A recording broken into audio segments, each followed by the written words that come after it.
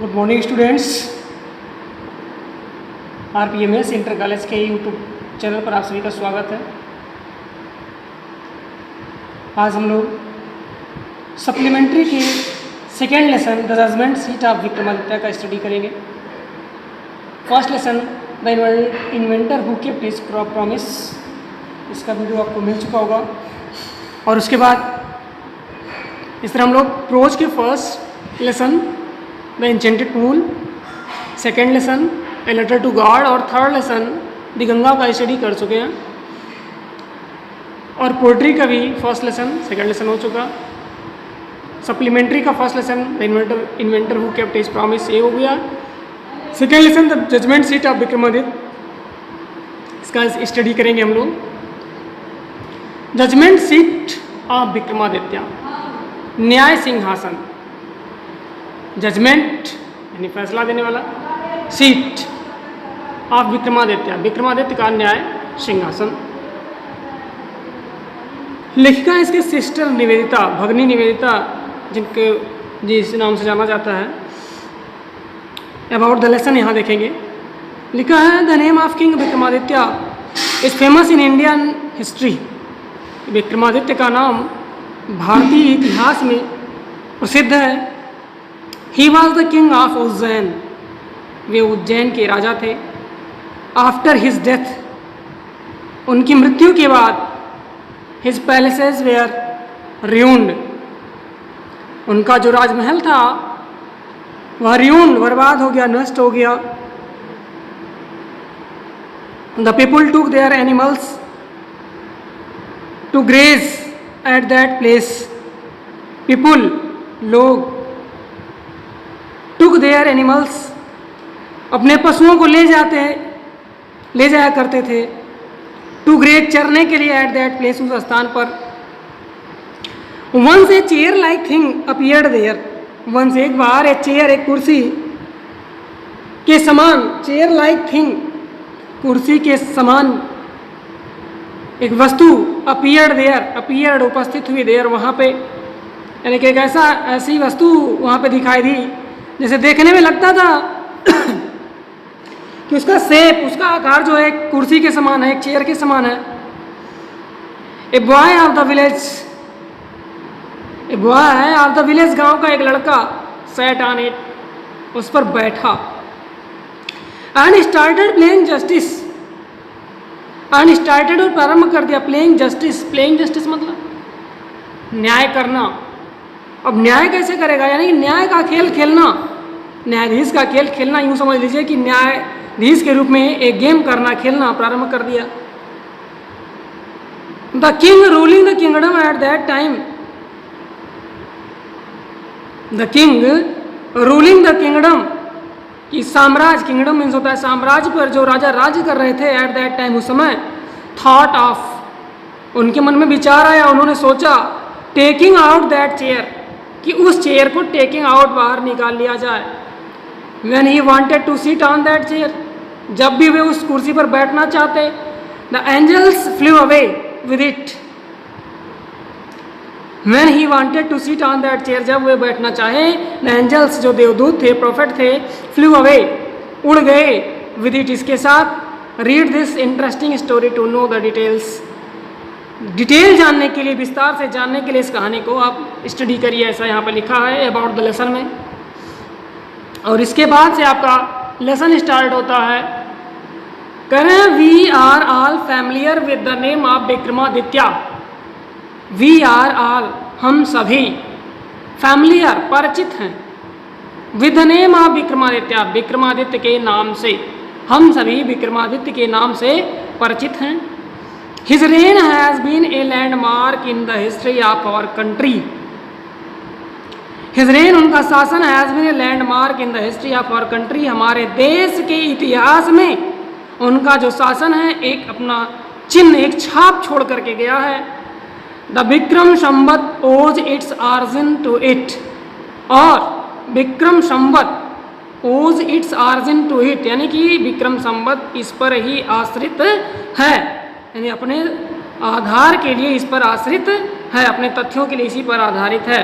Although, यद्यपि, his name is so famous, यद्यपि उनका नाम इतना प्रसिद्ध है, it is strange that we hardly know anything definite about his life. It is strange, यह विचित्र बात है, यह अद्भुत बात है, दैट कि वी हार्डली, हम कठिनाई से ही नो जानते हैं, एनीथिंग कुछ भी, एनीथिंग डेफिनेट कुछ भी निश्चित अबाउट हिज लाइफ, उनके जीवन के विषय में। लेखक कह रही हैं कि यद्यपि उनका नाम इतना प्रसिद्ध है, फिर भी हम उनके बारे में जो भी कुछ जानते हैं बड़ी कठिनाई से ही जानते हैं। We are all familiar with the name of Vikramaditya, हम सभी विक्रमादित्य के नाम से परिचित हैं। His reign has been a landmark in the history of our country, हमारे देश के इतिहास में उनका जो शासन था वह महत्वपूर्ण स्थान रखता है। द विक्रम संवत ओज इट्स ऑरिजिन टू हिम, और विक्रम संवत उनके शासनकाल पर ही आधारित है, के समय पर निर्भर करता है। Although his name is so famous, यद्यपि उनका नाम इतना प्रसिद्ध है, इट इज स्ट्रेंज, यह भी अद्भुत बात है, दैट कि we hardly know anything definite about his life, कि हम कठिनाई से ही उनके बाद जीवन के बारे में कुछ जानते हैं। There is one thing certain about him, there is one thing certain about him, उनके विषय में एक बात निश्चित है। However he loved justice and learning, कि वे न्याय से और लर्निंग और शिक्षा से प्रेम करते थे। न्याय से और शिक्षा, लर्निंग मतलब क्या होता है, ज्ञान या शिक्षा, यानी कि वे शिक्षा और न्याय से प्रेम करते थे। He gave perfect justice to his people, he gave perfect justice, वे परफेक्ट मीन्स होता है पूर्ण न्याय, यानी कि उचित न्याय देते थे। ही गेव, वे प्रदान करते थे परफेक्ट जस्टिस, उचित न्याय टू हिज पीपुल, अपने लोगों को। And gathered learn man about him in his court, और एकत्रित हुआ करते थे लर्न मैन, शिक्षित लोग, विद्वान लोग, लर्न लोग मतलब विद्वान लोग, अबाउट हिम, उनके चारों तरफ, इन हिज कोर्ट, उनके दरबार में, उनके दरबार में जो उनके दरबारी हुआ करते थे वे भी कौन से लोग हुआ करते थे, learn person. He gave perfect justice, वे उचित न्याय देते थे या पूर्ण न्याय देते थे, टू हिज पीपुल, अपने लोगों को। And gathered learn man about him in his court, और उनके चारों तरफ उनके दरबार में शिक्षित लोग, विद्वान लोग रहते थे। इट इज सेड दैट, ऐसा कहा जाता है कि दैट कि ही वॉज द ग्रेटेस्ट जज इन हिस्ट्री, इतिहास में वह सबसे सर्वश्रेष्ठ जज, न्यायाधीश थे। इतिहास में वे सबसे महान न्यायाधीश थे। नेक्स्ट एक पैराग्राफ शुरू होता है कि Vikramaditya was never deceived, deceived मतलब धोखा खाना, कभी धोखा नहीं खाए, कभी भी धोखा नहीं खाए। Nor did he इवर punish the wrong man, और ना ही कभी उन्होंने कभी, नॉर डिड ही, ना तो ही उन्होंने इवर कभी पनिश, दंडित किया द रॉन्ग मैन, यानी कि रॉन्ग मैन यानी कि कह सकते हैं कि सत्य आदमी को उन्होंने कभी दंडित नहीं किया। यहाँ पर रॉन्ग मैन लिखा, ध्यान दीजिएगा कि गलत व्यक्ति को उन्होंने कभी सजा नहीं दी। अब गलत व्यक्ति मतलब कि जो सजा पाने योग्य ना हो उसको उन्होंने सजा नहीं दिया, अर्थात उन्होंने हमेशा जो भी सजा दिया तो उन्होंने अपराधी को सजा दिया। शब्दों पे ध्यान दीजिएगा, nor did he इवर punish the wrong man, उन्होंने कभी भी गलत व्यक्ति को सजा नहीं दिया। गलत व्यक्ति अर्थात यानी कि wrong person means the person who did not do any mistake, जिसने कोई गलती ना किया उसको उन्होंने दंडित नहीं किया, अर्थात उन्होंने अपराधी को ही दंडित किया था। The guilty trembled when they came before him, the guilty अपराधी, गिल्टी मीन्स अपराधी, ट्रेम्बल्ड कांपने लगते थे, when they came before him जब वे उनके सामने आते थे। फॉर दे न्यू क्योंकि वे जानते थे, दैट की हिज आइज उनकी आंखें वुड लुक स्ट्रेट सीधे देखेंगी, इनटू देयर गिल्ट उनके अपराध को, यानी कि उनकी आंखें सीधे उनको अपराध को देख लेंगी, पहचान लेंगे। And those who came to him और जो लोग उनके यहाँ आए विद डिफिकल्ट प्रॉब्लम्स कठिन समस्याओं के साथ, वे आर ऑलवेज सेटिस्फाइड वे हमेशा संतुष्ट होते थे।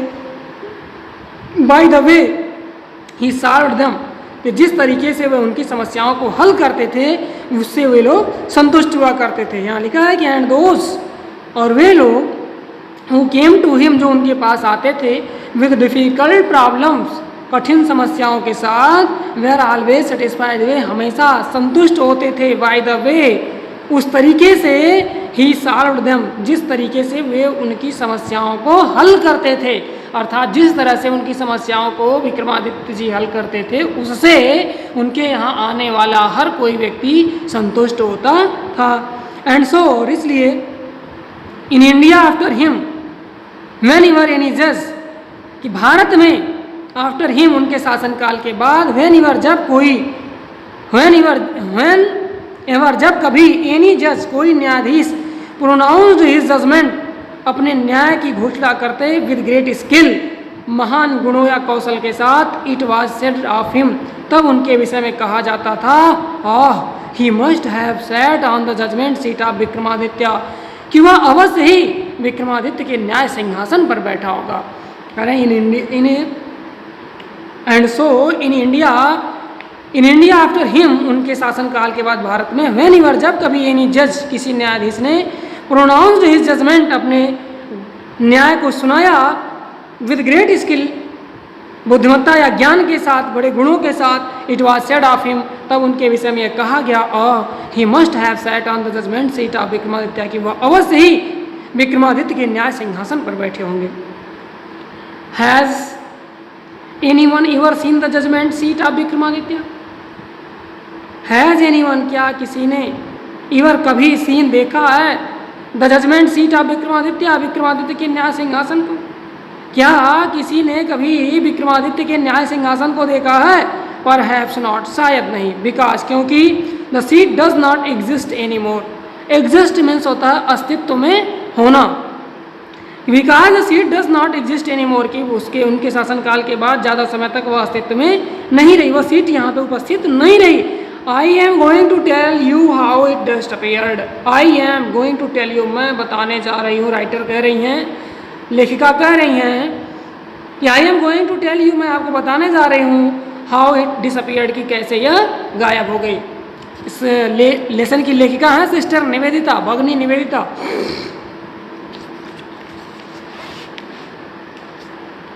After the death of Vikramaditya, Vikramaditya की मृत्यु के बाद, द पीपुल ऑफ उज्जैन के लोग in due course of time, समय के साथ साथ, फॉरगॉट हिम, उनको भूल गए।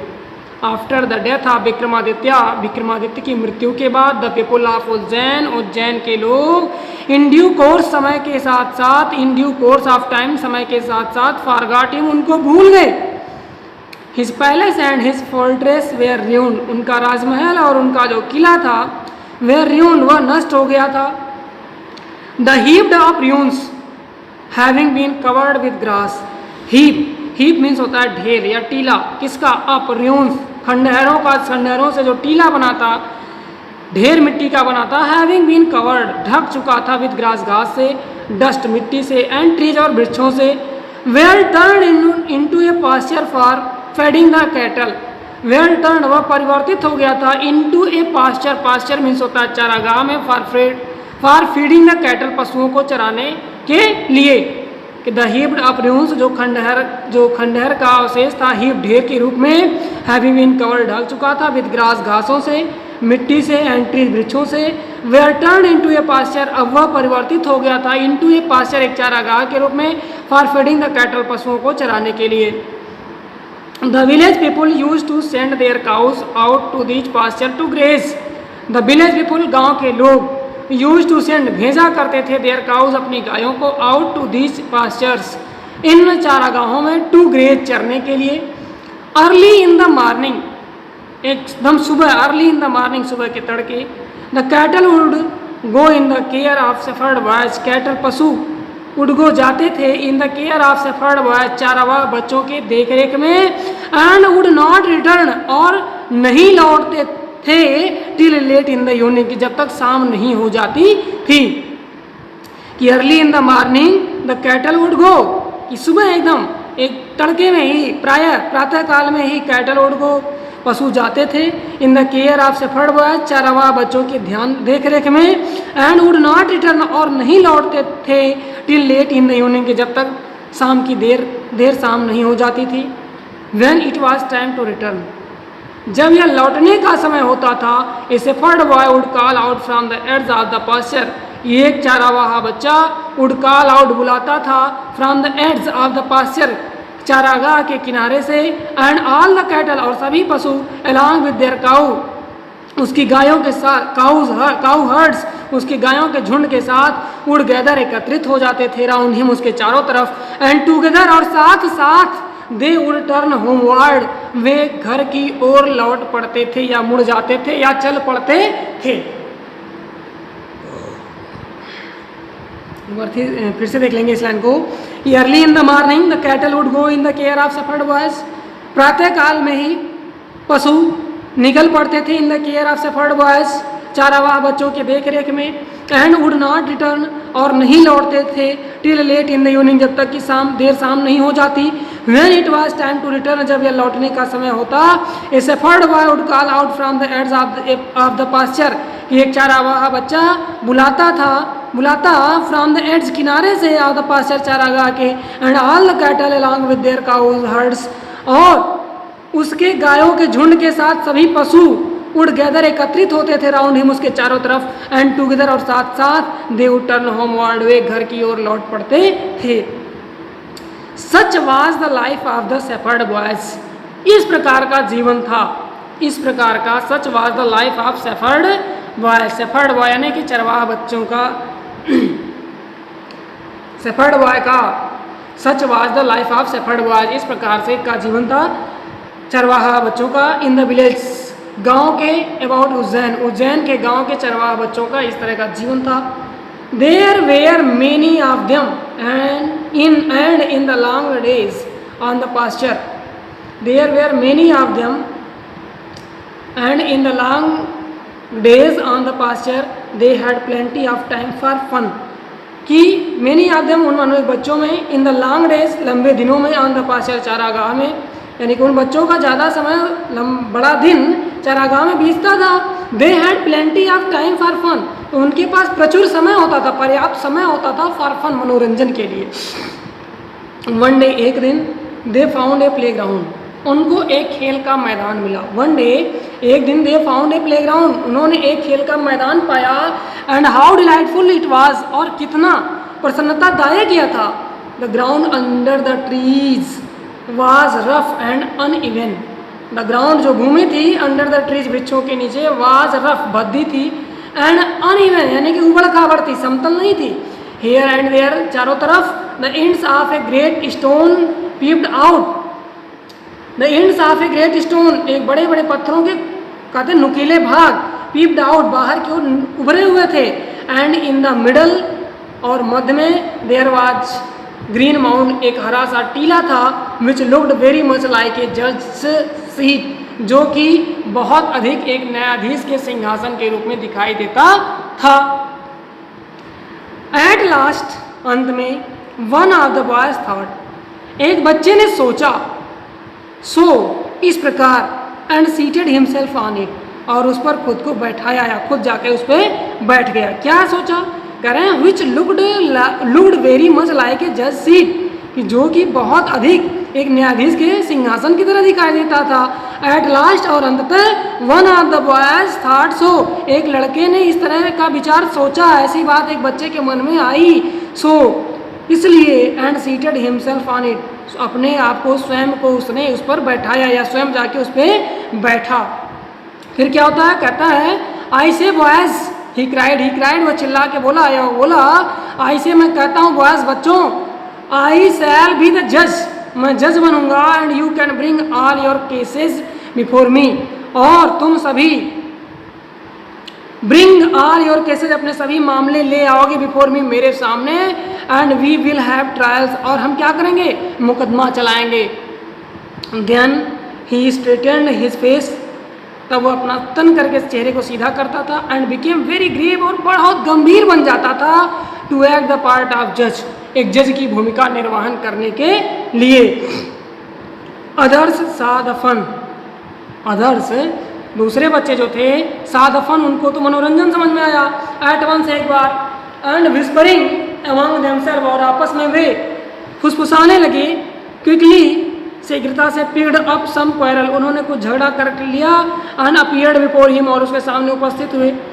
Each group stated there case, सभी दोनों समूहों ने या प्रत्येक समूह ने स्टेटेड देयर केस, अपने मामले का वर्णन किया, अपने मामले को प्रस्तुत किया। वन सेइंग दैट, एक कह रहा था कि a certain field was theirs, कि कुछ जमीन का जो भूभाग उनका था। अनदर सेइंग, दूसरे कह रहे थे that it was not, and so on, और दूसरे कहते ऐसा नहीं है वो उनका है, और इसी तरह यह मामला आगे बढ़ता गया। They all wanted him to settle the dispute, they all wanted, वे सभी चाहते थे, हिम उससे, टू सेटल द डिस्प्यूट, कि विवाद को शांत करें या विवाद को सेटल करें, हल करें। फिर आगे लिखा but now all of a sudden, लेकिन अचानक ही, but now all of a sudden, लेकिन अचानक, a strange thing made itself felt, all of a sudden, अचानक, ए स्ट्रेंज, एक अद्भुत घटना या अद्भुत बात, मेड इट सेल्फ फेल्ट, उन्होंने महसूस किया, उन सभी ने अचानक एक अद्भुत घटना, अद्भुत बात महसूस किया। The boy who appeared so common before, the boy, लड़का, हु अपीयर्ड, जो उपस्थित होता था, सो कॉमन, इतना साधारण, बिफोर, पहले, ही sat down on the mount, he sat, वह बैठा, डाउन ऑन द माउंट, टीले पर, उसके पहले, बिफोर, उसके पहले, the boy who appeared so common, वह लड़का इतना साधारण दिखाई देता था, लुक्ड सो डिफरेंट नाउ, अब वह बहुत ही अलग दिखाई देने लगा। यहाँ पे कह रहे हैं बट नाउ, लेकिन अब, ऑल ऑफ ए सडन, अचानक, a strange thing made itself felt, कि एक बात महसूस होने लगी, क्या, कि the boy who appeared so common before he sat down on the mount, कि he sat on the mount, looked so different now, कि लड़का, he sat down on the mount before, he sat down on the mount, वह जब टीले पर बैठा, before, उसके पहले, the boy who appeared so common, लड़का जो इतना साधारण दिखाई देता था, नाउ लुक्ड सो डिफरेंट, अब वह इतना अलग दिखाई देने लगा। ही हैड बिकम ग्रेव, वह गंभीर हो गया, serious, and his tone and manner were so strange and impressive that the rest of the boys were a little frightened, वह गंभीर हो गया, शांत मुद्रा में हुआ, एंड हिज टोन, और उसका जो स्वर था, एंड मैनर, उसका जो तरीका था, वेयर सो स्ट्रेंज, इतना अद्भुत हो गया, एंड इम्प्रेसिव, और प्रभावशाली हो गया, दैट की the rest of the boy, जो शेष बच्चे थे, वेयर ए लिटिल फ्राइटेंड, वे थोड़ा भयभीत हो गए, उसको देख करके थोड़ा भयभीत हो गए, because of he was a very normal boy before he sat on the seat या ऑन द माउंट, उस टीले पर बैठने के पहले वो बड़ा नॉर्मल साधारण सा बच्चा हुआ करता था, और जब वो टीले पे बैठा उसके हाव भाव, उसकी मुद्राएं इतनी बदल गई कि देख करके बच्चों ने अचानक अपने आप को जब देखा, इतना परिवर्तन जब देखा, तो वे भयभीत हो गए। That the rest the boys were a little frightened, जो बच्चे थे वे थोड़ा भयभीत हो गए। स्टिल, फिर भी, they thought it was fun, उन्होंने सोचा कि एक मनोरंजन है। एंड वंस अगेन, और एक बार फिर, they put up A fresh case before him, उन्होंने एक नया मामला उसके सामने ले आए। एंड वंस मोर, और एक बार फिर ही गेव हिज जजमेंट, उसने अपना न्याय या फैसला सुनाया। And this went on for hours, और यह घंटों चलता रहा। And this went on for hours, और यह बात घंटों चलती रही। एंड आवर्स टुगेदर, और कई घंटों तक चलती रही। ही सिटिंग ऑन द जज सीट, वह न्यायाधीश के सिंहासन पर बैठा रहा। लिसनिंग टू कंप्लेंट्स, शिकायतों को सुनता रहा। And pronunciating sentences with the same gravity till it was time to return, और घोषणाएं करता रहा न्याय की। सेंटेंसेस में यहाँ पे हुआ सेंस कि वह अपना न्याय फैसला सुनाता रहा विद द सेम ग्रेविटी, उसी गंभीरता के साथ, till it was time to return, जब तक कि लौटने का समय नहीं हो गया। एंड देन, और तब, he jumped down from the his place, वो अपने स्थान से कूदा या उतरा। And was just like any other cowherd, और फिर वो काउहर्ड को चराने वाले साधारण से बच्चे के समान हो गया। वो देखने में फिर कैसा हो गया, जैसे काउहर्ड यानी कि गाय के समूहों को ले जाता था, उसी तरह हो गया। फ्रॉम देन, तब से, onward, so famous did this cowherd become, यह गायों के झुंड को चराने वाला लड़का तब से इतना प्रसिद्ध हो गया दैट की ऑल द कॉम्प्लिकेटेड डिस्प्यूट्स, सभी उलझे हुए मामले, कह सकते हैं जितने पेचीदे मामले थे, disputes were put before him, उसके सामने रखे जाते थे। And always the same thing happened, और समय हमेशा एक ही बात हुआ करती थी। The spirit of knowledge and justice, ज्ञान की और न्याय की आत्मा वुड कम टू हिम, उसके अंदर आती थी। And he would show them the truth, और उसको सत्य को दिखलाती थी। But when he came down from his seat, लेकिन जब वो अपने सीट से उतरता, he would be no different from the other boys, तो वह दूसरे बच्चों से अलग नहीं दिखाई देता, अर्थात वह भी दूसरे बच्चों के समान ही हो जाता। फ्रॉम देन, तब से ऑनवर्ड, फ्रॉम देन ऑनवर्ड, उसी के बाद से, so famous did this cow heard become, cow heard यानी कि गायों को चराने वाले बच्चा, बिकम इतना फेमस, इतना प्रसिद्ध हो गया, that all the complicated dispute, सभी कह सकते हैं उलझे हुए विवाद, were put before him, उसके सामने रखे जाते थे। And always the same thing happened, और हमेशा एक ही बात हुआ करती थी। The spirit of knowledge and justice would come to him, न्याय और ज्ञान की आत्मा उसके अंदर प्रवेश करती। And he would show them the truth, और वह उनको सत्य दिखलाती। But when he came down from his seat, लेकिन जब अपने सीट से वह उतरता, he would be no different from the other boys, तो वह दूसरे बच्चों से अलग नहीं दिखाई देता, अर्थात अन्य बच्चों की तरह ही हो जाता। ग्रेजुअली, सामान्यतः this news spread through the country side, यह समाचार, यह घटना, यह न्यूज पूरे शहर में फैल गया। Grown up man and women from all village would bring their disputes in court of the cowherd boy, बड़े लोग, महिलाएं, फ्रॉम ऑल द विलेज, सभी गांवों के, वुड ब्रिंग, ले आते देयर डिस्प्यूट्स, अपने विवादों को, in the court of the cowherd boy, उस चरवाह बच्चे के न्यायालय में। And always they received a judgment, और हमेशा वे न्याय पाते।